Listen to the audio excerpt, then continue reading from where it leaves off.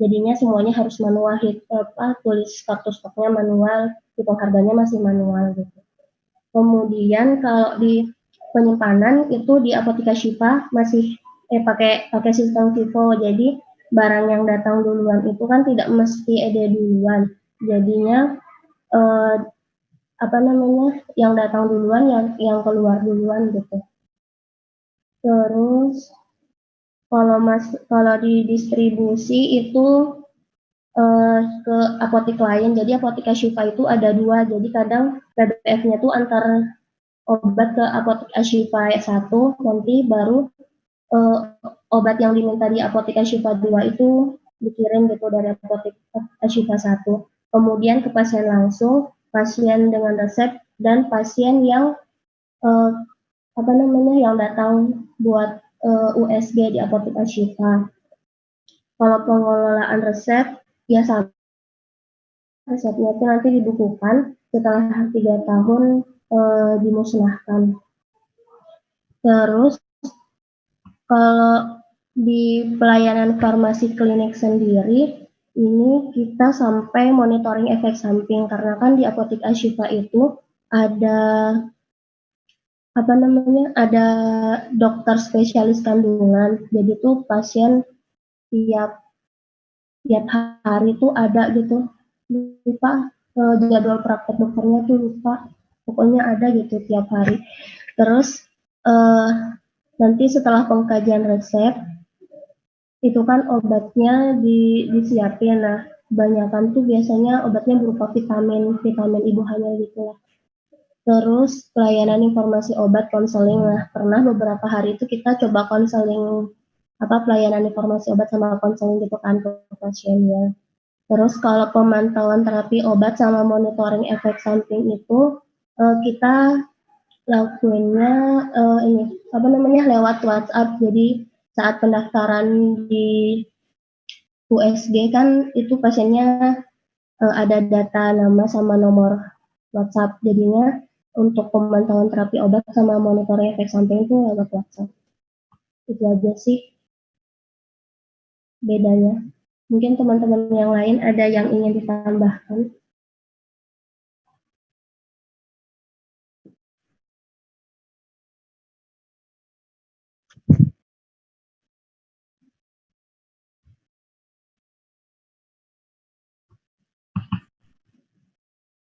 Kian? Terima kasih Ulfa sudah ya. Mungkin dari kelompok Ulfa sendiri ada tambahan lain lagi nggak? Atau sudah cukup? Udah. Oh, sudah. Oke, terima kasih Ulfa. Untuk selanjutnya, kelompok selanjutnya kelompok dari Apotek Farmarin. Mungkin bisa salah satu perwakilan, ada PPT-nya atau enggak? Iya, saya Kian. Oh, iya, silakan MJ.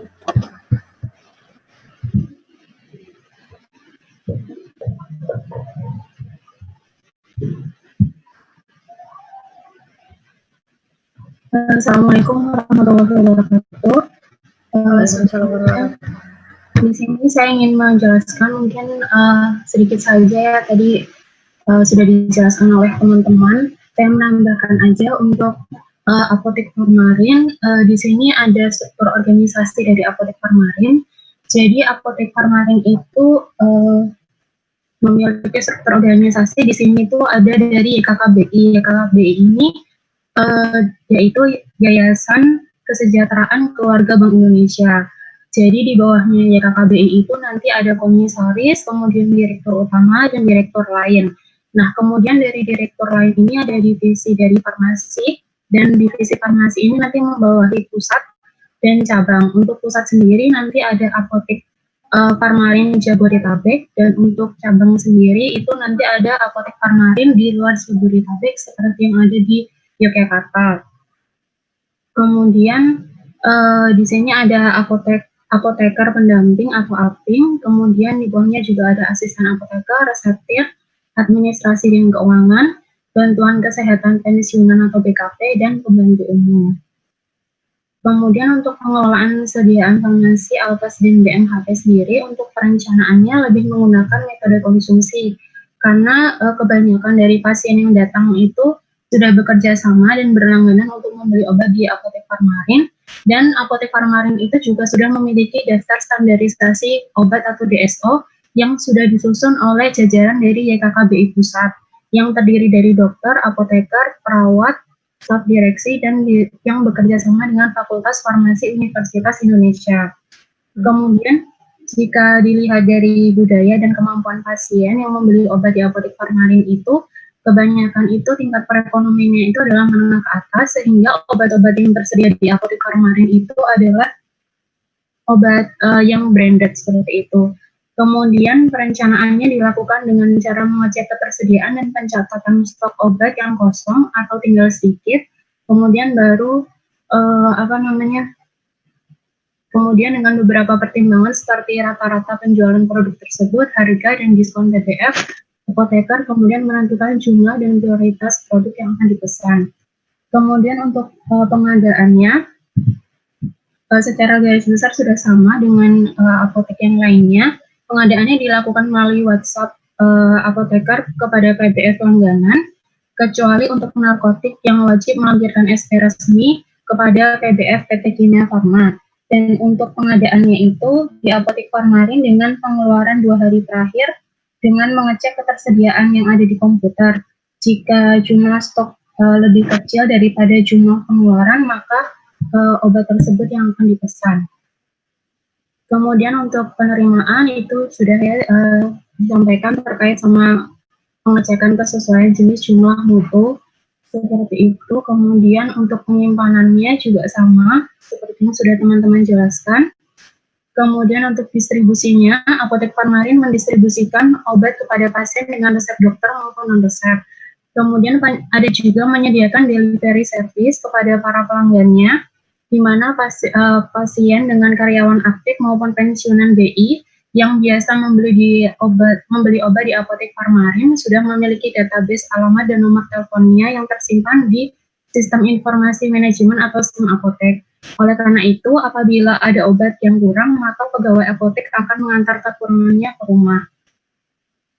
Kemudian pemusnahannya di sini untuk pemusnahan obat ED dan dosa itu sudah dilakukan, tapi untuk yang narkotik psikotropik akan dilakukannya itu secara kolaborasi dengan apotek lain.